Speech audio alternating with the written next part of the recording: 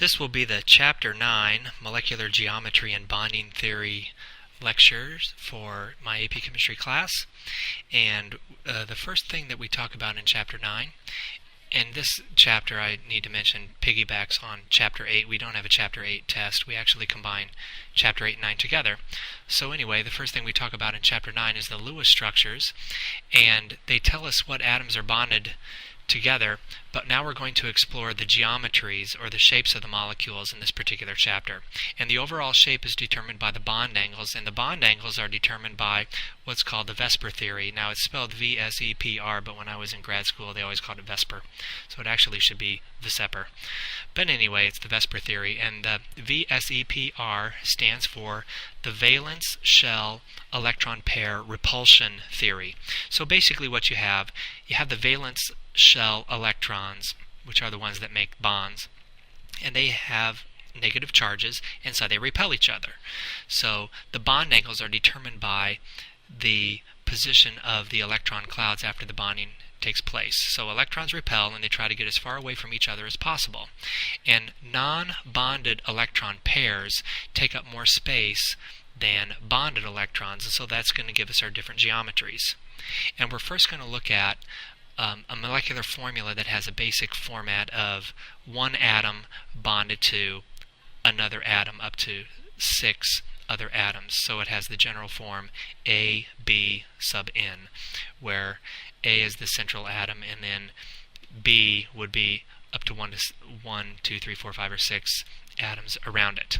So you first have to determine the number of electron domains on the central atom. Now an electron domain is a region of electrons that are either bonded or non-bonded electrons. So for example, if you had a single bond, that would count as one electron domain, or if you have an atom bonded doubly to another, that would still count as one domain, or if you had a lone electron pair sitting on the central atom, that would be one domain. So you have to count up how many electron domains there are. On the next slide we have the electron domain geometry. The arrangement of electron domains about the central atom of a molecule is called its electron domain geometry. And there are 5 different geometries. Linear, if there's only 2 domains. Trigonal planar, if there's 3 domains. And that makes sense because if you have a triangle, that would be an equilateral triangle or whatnot, that would be the farthest that electron pairs could be apart from one another. If you had 4 domains, you get a tetrahedral shape. If you have 5, it's called trigonal bipyramidal, and 6 domains is called octahedral. Now when I teach first year chemistry, we just basically do linear, trigonal planar, tetrahedral. In AP chemistry, we add the 5 domains and the 6 domain geometry, so a lot of the students should recognize at least the first 3. Here's a picture of what the electron domains would look like. The linear would have a lobe of electron density on the left and the right. Your trigonal planar has the 3 domains with the angle of 120. The tetrahedral is a familiar shape we've done many times before. And the trigonal bipyramidal is kind of cool because it has a trigonal planar shape in the middle, so that's the middle plane, and then there's a lobe of electron domain density on top and an electron density on bottom of this triangle in the middle. Then the octahedral shape has a square plane in the middle and then a lobe on the top and the bottom.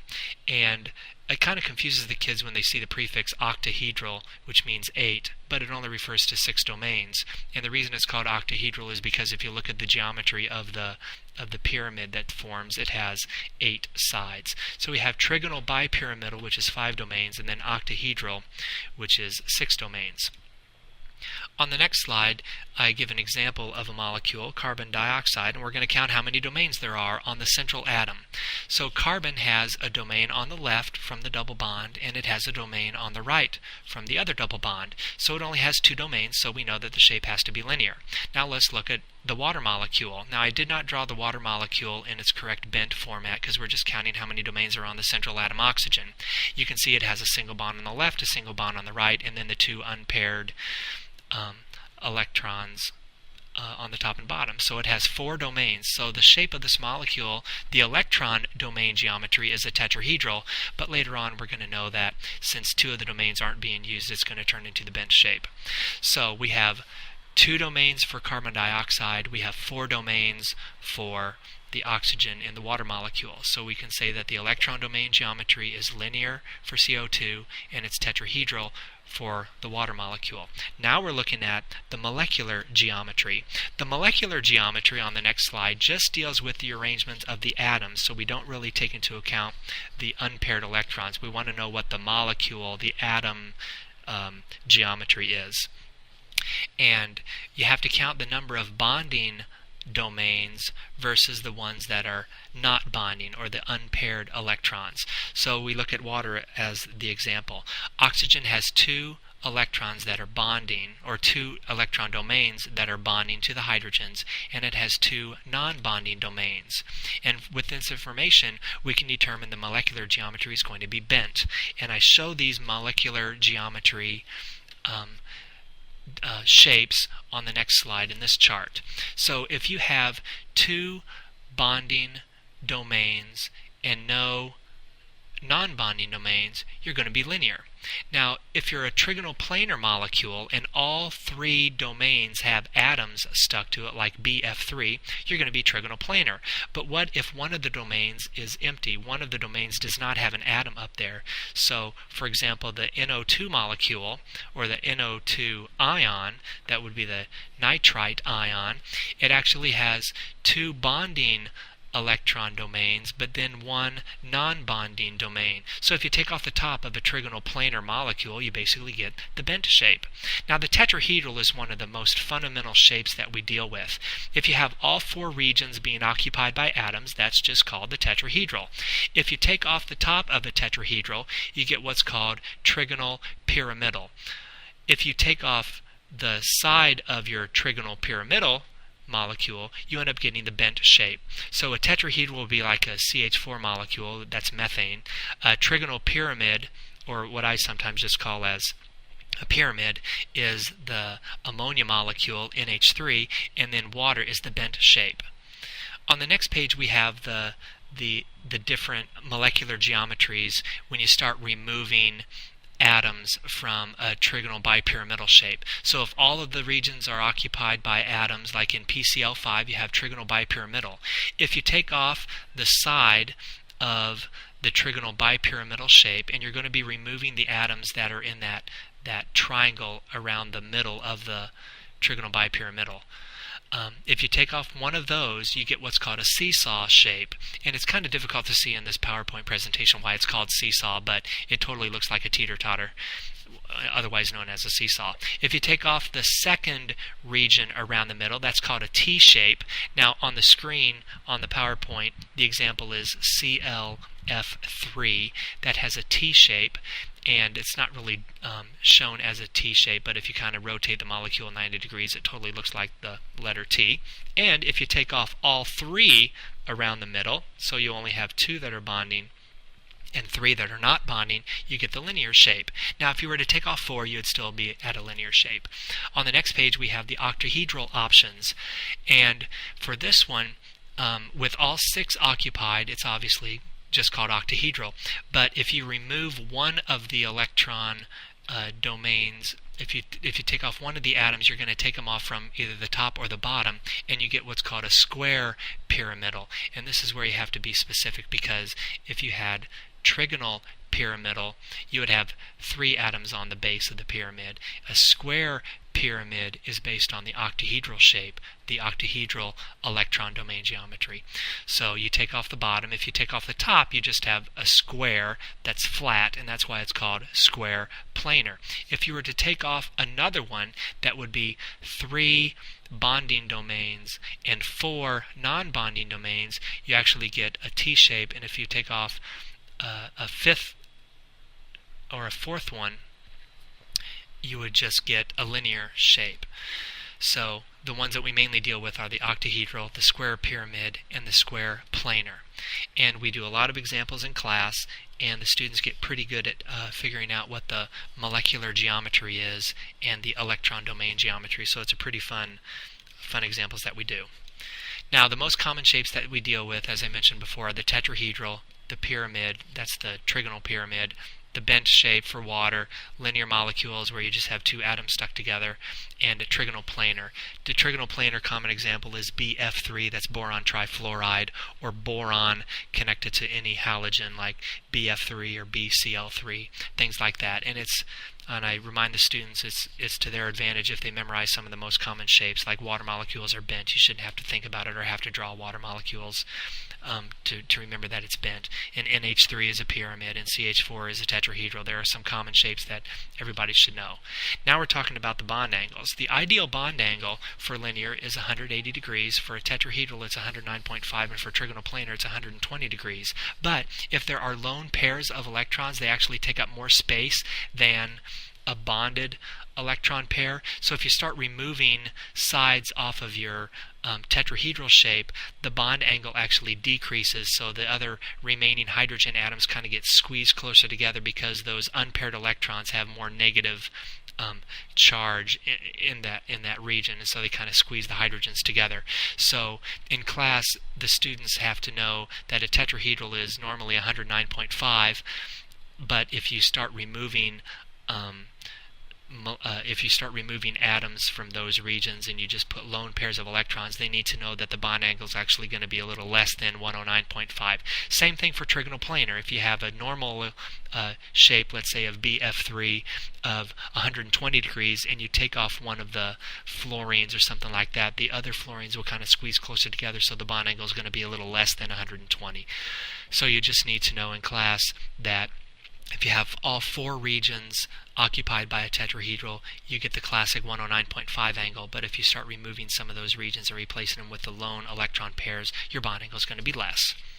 On the next page, we just have an example of the multiple bonds taking up more place than a single bond. So if you have a double bond, it actually is going to squeeze the other atoms closer together. So we have the classic angle of 120 degrees for trigonal planar, but with the double bonded oxygen on the right side of the molecule, that's going to squeeze the chlorines together, so it's going to be less than 120. So lone pairs take up more space than a normal single bond, and multiple bonds, like a double bond, would squeeze the other atoms together more. On the next page, we have an example of a larger molecule, and you can figure out the molecular geometry around each atom separately. So we're going to look at the molecular geometry around the first carbon. This is on the far left side. We have 3 hydrogens that it's bonded to and another carbon that it's bonded to, so it has 4 regions of electrons. They're all occupied, and so that's going to be the geometry of the tetrahedral. The next carbon has one bond to a C on the left, a single bonded oxygen on the right, and a double bonded oxygen in the middle. And so it's going to be a trigonal planar geometry. And if you wanted to figure out the bond angles, it's going to be a little less than 120 degrees between the carbon and the oxygen on the top side of the molecule, because that double bonded oxygen on the bottom is kind of going to squeeze together the C's and the O's. So the geometry around the second carbon is trigonal planar. The bonding around the oxygen is actually a bent shape. You have 4 regions of electron density. Now the unpaired electrons for the oxygen aren't shown, but you know it has to have an octet.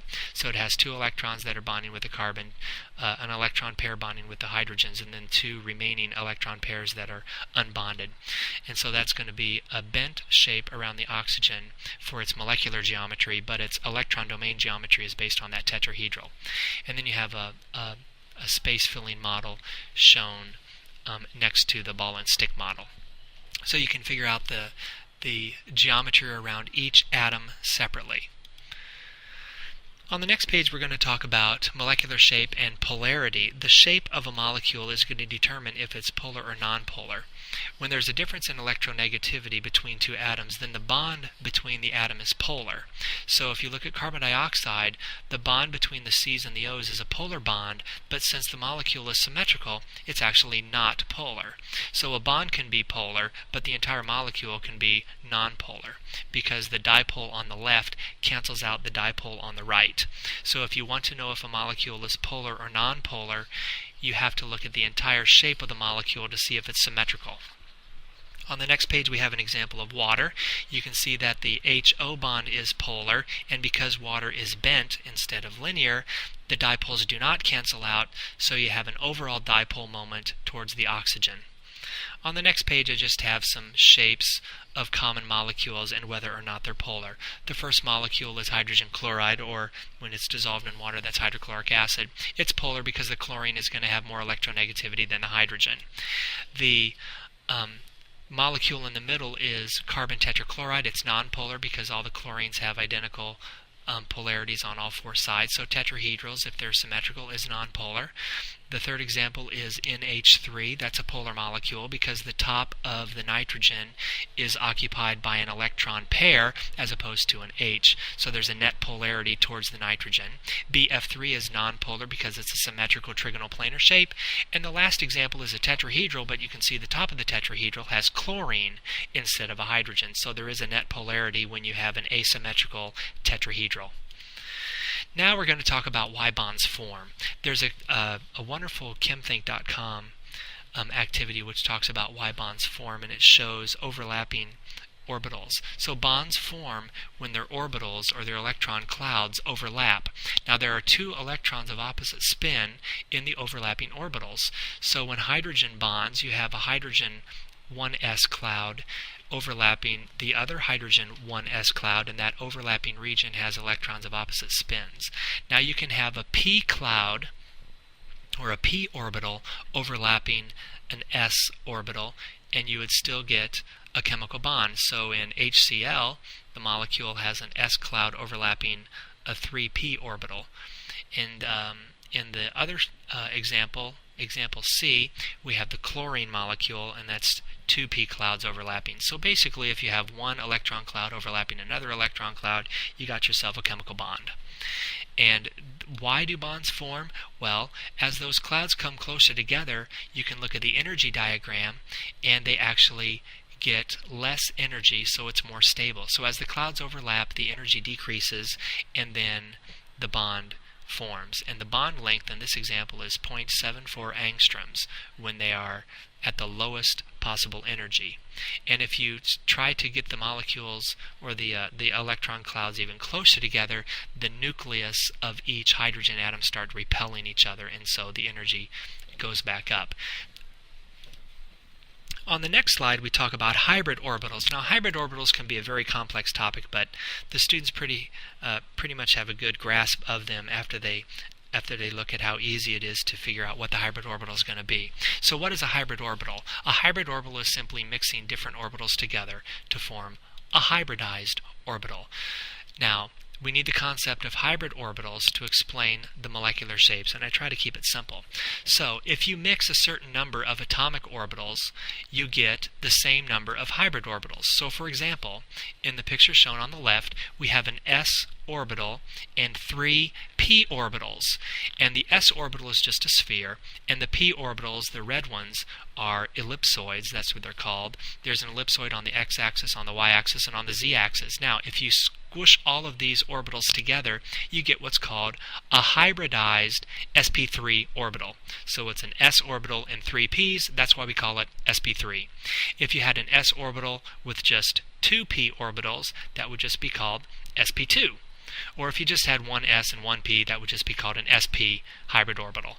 Now, with the sp3 hybrid orbital, you have 4 bonding regions, and that's going to be the basis of the tetrahedral shape. So on the next page we have what hybrid orbitals cause what shapes. If you have a linear shape with 2 regions of electron density, you have combined an s orbital and a p orbital into the hybrid called sp. For a trigonal planar, you have 3 regions, so you need an s orbital and only 2 p orbitals to make the hybrid called sp2. The tetrahedral we've seen is sp3. Now, how do you get 5 hybrid orbitals? Well, you need to add a d, so it's called sp3d. That's the trigonal bipyramidal hybrid orbital that causes the geometry. It's an sp3d hybrid. Now, the biggest hybrid orbital that you have is 1 s orbital, 3 p's, and 2 d's. It's called sp3d2. That's the octahedral hybrid orbital that causes the octahedral shape. So sp3d2. So if you know the shape of the molecule, you know exactly what the hybrid orbital is. that's causing that. Now, the number of electron domains will indicate the hybridization needed. So, for example, if you look at this molecule, if you look at the hybridization of the carbon, you just look at how many electron domains are around the carbon. It's got one attached to a hydrogen, it's got a second one attached to the other hydrogen, and it has a third region of electron density, which is where the double bond is. So it has 3 electron domains, so you need 3 orbitals. That would be 1 s and 2 p's, so it's called sp2. It has 3 hybrid orbital domains as well. So you have 3 electron domains, and it needs the 3 hybrid orbitals called sp2. Now we talk about sigma and pi bonds. The overlapping orbitals come in 2 types. A sigma bond has an electron density that lies on the axis between the nuclei, and a pi bond, which is going to lie above and below the axis. So all single bonds in molecules are overlapping sigma orbitals. So here's a molecule that was used on the previous page. We can see carbon's hybrid orbital called sp2, and hydrogen just has a spherical cloud that's just like an s orbital. Now, the sigma bonds are all the single bonds that are connecting the carbons to the hydrogens and the carbon-carbon single bond in the middle. Now there's a double bond for carbon-carbon that's going to be the overlapping red portion of this picture. So all the single bonds are sigma bonds, and one of the bonds that make up the double bond in the middle is also a sigma bond. Now, a pi bond, the electron density lies above and below the plane of the nuclei. So when you have the red p orbital that hasn't been hybridized, those lobes can actually overlap above and below the axis that runs between the carbons. So, a double bond consists of 1 sigma bond and 1 pi bond. A triple bond is actually a sigma and 2 pi bonds. Now often the p orbital that makes this pi bond was one that was left over that isn't hybridized. I describe it as the unhybridized p orbital. So when you see a single bond, you need to be thinking that's a sigma. When you see a double bond, you need to think that's a sigma and a pi bond, and that pi bond came from the unhybridized p orbital. A triple bond is a sigma and 2 pi bonds. And where did those 2 pi bonds come from? Well, they came from the 2 remaining unhybridized p orbitals. There are a total of 5 sigma bonds altogether, and then 1 pi bond for this molecule. And on quizzes and tests and homework and stuff like that, you have to be able to count how many sigma bonds there are and how many pi bonds there are in a molecule.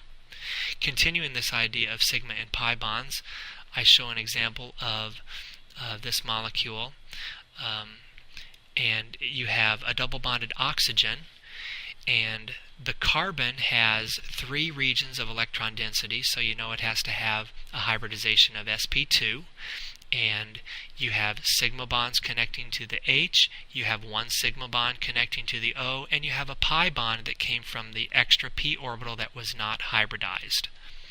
In this molecule, which is acetylene, C2H2, it has a triple bond in the middle. Now there are only 2 regions of electron density for this carbon. It has a region on the left with the H and has a region on the right where the triple bond is. So there's only 2 regions. This is a linear molecule, and with linear you only need 2 electron domains, so you only need an sp hybridization. So the sp hybridization is shown in purple, and then you have 2 unhybridized p orbitals. One is standing up on, let's say, the y-axis, and one is coming out at us on the z-axis. Those 2 unhybridized p orbitals make up the 2 pi bonds that are in the middle. So you have a sigma bond and 2 pi bonds that make up the triple bond. And so that was just practicing counting sigma and pi bonds. Now, what does this term mean? Delocalized pi bonds. Simply put, if there's a resonance structure, it's the pi bond that is delocalized, or it's kind of smeared between the 2 resonance structures. You can only delocalize or spread out pi bonds. You can't spread out sigma bonds. So here's what benzene looks like. All the sigma bonds are the purple ones, and those are overlapping sigma orbitals, and every carbon has a hybridization of the trigonal planar, so it's sp2, and you have a remaining 2p orbital for every single carbon, and they overlap each other in that pi bond, and it gets smeared all the way around the benzene molecule, and that's why we sometimes just draw that hexagon and then the circle in the middle. That's the delocalized pi bonds, and that's a resonance structure. So resonance comes from a pi bond that gets smeared between the atoms. Now we come to a topic that's not on AP tests anymore that I know of. It's called molecular orbitals. Now, molecular orbitals can be really confusing, but they're very important to explain one single property, and that's called the property of paramagnetism. And I'll explain what paramagnetism is in a little bit. But molecular orbitals remind me a lot of the ideas that we had in first year chemistry when you're doing 1s, 2s, 2p, 3s, 3p, 4s, when you're drawing out where the electrons are traveling in an atom. But molecular orbitals have that same similar feel, but now we're talking about the electron clouds in a molecule. So here's basically what the notes are telling us. Some aspects of bonding are not explained by Lewis structures or by the Vesper theory or by hybridization. For example, why does oxygen interact with a magnetic field? And again, that's going to be the topic of paramagnetism. You cannot explain why oxygen would be attracted to a magnet without this idea of molecular orbitals. So for these molecules that have this weird property, we have to use something called the molecular orbital theory. We theorize how the molecule is stuck together. So it's called the MO theory for short. Now, just as electrons and atoms are found in atomic orbitals, electrons in a molecule can be theorized as being in something called a molecular orbital. Now, a molecular orbital has these facts. You can only have 2 electrons in them, and they have definite fixed amount of energies, and they can be visualized with an energy level diagram, so we can draw little boxes and put electrons in them. And you'll recognize this when we get to the next slides. And they're associated with the entire molecule. So we're not just talking about one atom having atomic orbitals, we're sticking them all together in what's called a molecular orbital. So we're going to look at the formation of H2. This is the simplest molecule you can make. So each hydrogen has a 1s orbital, and when you stick them together, they form 2 molecular orbitals. So if you have 2 atomic orbitals, you get 2 molecular orbitals. Now, one molecular orbital has an electron density between the nuclei, and that's called a bonding molecular orbital. But there's another molecular orbital that has little or no electron density between the nuclei, and that's called an antibonding molecular orbital. Now, this topic of bonding orbitals and antibonding orbitals kind of reminds me of in math class when you take the square root of 4. You actually get 2 answers. You get a positive answer of 2 and you get a negative answer of 2. So the square root of 4 is actually plus or minus 2. Well, that's basically what you have here. You have a bonding orbital, which is sort of like your positive answer, and then you have the antibonding orbital, which is sort of like your negative answer. And these are a lot of these ideas are based on math, and so that's why the concept of the square root of 4 actually makes some sense. Molecular orbitals resulting from s orbitals, so when you have overlapping s orbitals, they are called sigma molecular orbitals. And if you have overlapping pi orbitals or p orbitals, they're going to be called pi. Now, a sigma bonding molecular orbital is actually lower energy, so that means it's more stable, than the sigma star antibonding molecular orbital, and that's how you read that symbol. It's called sigma star, which means it's an antibonding molecular orbital. And if you're confused, I'm not surprised, because we're going to look at a diagram to kind of help you out. So here's your 1s orbitals, and then when they overlap, you get 2 possibilities. You can have the density between the h's, or you can have the density not between the h's.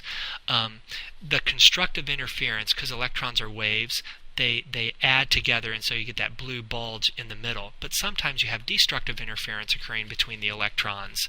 And again, electrons can be thought of as a wave, so the nodes could form in between the atoms, and so they kind of cancel each other out. So you have what's called a sigma 1s orbital, that's a bonding orbital, and then a little higher energy is your sigma star antibonding 1s orbital. And so those are your 2 atomic orbitals. Now, if you want to look at an energy level diagram, it could show you the energies of the electrons in the orbital, and the total number of electrons in the atom, they're stuck in the molecular orbital starting down at the bottom at the lowest energy, which is your sigma 1s, and then you put electrons in your higher orbitals, which would be your sigma star 1s, or your antibonding orbital, and you just keep adding the electrons in the boxes until you run out of electrons. Now you don't have to memorize which orbital comes first. Just like in first year chemistry, I gave you the list of 1s, then 2s, then 2p, then 3s, then 3p, etc. I'm going to give you what the orbitals are in order from lowest to highest, and you just stick electrons in them. So your 2 electrons from the hydrogen go in the first orbital, and you're done. So note that the electrons in molecular orbitals have opposite spins, and this should be familiar from first year chemistry, and hydrogen has a total of 2 bonding electrons. There isn't any electron remaining to be in the antibonding orbital. But what if there were? Well, we'll look at another example, which is helium. Diatomic helium. Well, you know this doesn't exist, but I'm going to do it as the example. Now, helium comes into the game with 2 electrons each, and so that would be a total of 4. The first 2 electrons go in the sigma bonding orbital, and then the other 2 go in the antibonding orbital. Now, because there are 2 in the bonding and 2 in the antibonding, it's sort of like they cancel each other out. So helium, He2, the diatomic helium, will not form because you have 2 electrons that are trying to bond and you have 2 electrons that are anti-bonding. So you don't have a winner. They don't form a stable compound. Now, in order to predict whether or not this compound is stable, you have to do something called bond order. You can calculate what the type of bond will be between the atoms. So we're looking at bond order now. Bond order is a formula. You take the number of bonding electrons minus the number of antibonding electrons, and you just divide it by 2, and you get a number. If you get a number of 1 for the bond order, that means that there's a single bond between the atoms. If you get a bond order of 2, that's a double bond, and if you have a bond order of 3, that means it's predicting a triple bond. Now, you can have bond fractions. If you have a fractional bond order, that means that there's probably a resonance structure involved. So if you have a bond order of 1.5 for, let's say, the ozone molecule, if you did the molecular orbitals, you would get a bond order of 1.5. That means there's sort of like 1.5 bonds on the left and 1.5 bonds on the right in the molecule, but that's a resonance structure is possible. If you have a bond order of 0, that means the molecule is not stable and it won't form. If you have a bond order of 1/2, that means it's also non-stable and it won't form. So the bond order for hydrogen is 1, which correctly predicts that there's a single bond, and the diatomic helium doesn't have a bond order, it's just 0 because you had 2 bonding and 2 antibonding. So that means it's not stable and it doesn't form. Now here's another example, the oxygen molecule. And again, the main reason we're talking about oxygen is because it has this weird magnetic property, and you can predict why it's magnetic from this little picture. So here's all the orbitals that you're given. You're given a sigma 1s, that's your bonding, then you're given a sigma star 1s, that's your antibonding, then there's a 2s sigma bonding and antibonding, and then you have a total of 6 p orbitals. One is a sigma 2p, that's bonding, then you have the pi 2p, then you have a pi star, that's your anti-bonding p, and then you have the highest energy orbital is your sigma star 2p. Now again, you don't need to necessarily understand what's going on here fully, but we're just going to stick the electrons in the orbitals until we run out of them. So let's look at how many electrons we're going to have. Oxygen on the periodic table comes into the game with 8 electrons, so there's 16 altogether. We put the first 2 in the first box, the next 2 on the second line, and then we move up until we run out. Now when you get to the top, we're going to get into a cool situation. I've added 14 electrons so far. The 15th and 16th electrons are going to be in different pi star 2p orbitals. You got to spread them out. If they can be on a line by themselves, they will be. If they can be in an orbital by themselves, they will be. So we're going to now calculate the bond order. So we count up how many bonding electrons there are and how many antibonding electrons there are. Those are the ones with the little stars. And you end up getting a bond order of 2, which correctly predicts that oxygen will form a double bond. Now, there are 2 unpaired electrons in the pi star 2p orbital, which leads to the last topic of discussion. Electron configurations and molecular properties. Molecules have 2 types of magnetic behavior. One is called paramagnetism, where there's unpaired electrons in the molecule, and we just saw that in oxygen on the previous page. The pi star 2p orbital had single electrons, so those were unpaired. And that means that this molecule will have a strong attraction between a magnetic field and the molecule. And then you have something called diamagnetism. Diamagnetism means that there are no unpaired electrons. Everybody has a little friend, so the arrows would be going up and down on each line.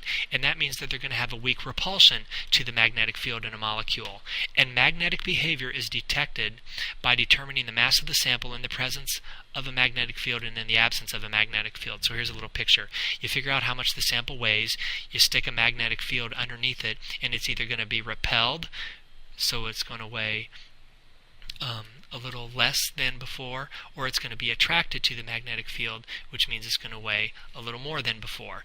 If it's repelled, it's called diamagnetism. If it's attracted to the magnetic field, it's called paramagnetism. So there's a small decrease in mass, or there's a large increase in the mass. Now, oxygen has two unpaired electrons as shown in the molecular orbital diagram that we did on the previous slides, which explains why if you pour liquid oxygen through a magnetic field, it'll actually stick to the poles. Now, the Lewis structures for oxygen does not have unpaired electrons. Everybody looks like they have a little buddy. So it does not show the unpaired electrons, and it can't explain the paramagnetic behavior. So that's why we have the molecular orbital theory, to explain this very obscure property of some molecules that are attracted to magnetic fields. So we do a lot of stuff just to explain this idea of paramagnetism. Last but not least, molecular orbital diagrams can be used for heteronuclear diatomic molecules as well, and that means that you have two different atoms bonded together in the same molecule. For example, carbon monoxide. You would count how many electrons carbon has and how many electrons oxygen has, and you'd fill out your molecular orbital diagrams exactly in the same way, and you can calculate the bond order in exactly the same way as well. And so that's basically the notes for Chapter 9.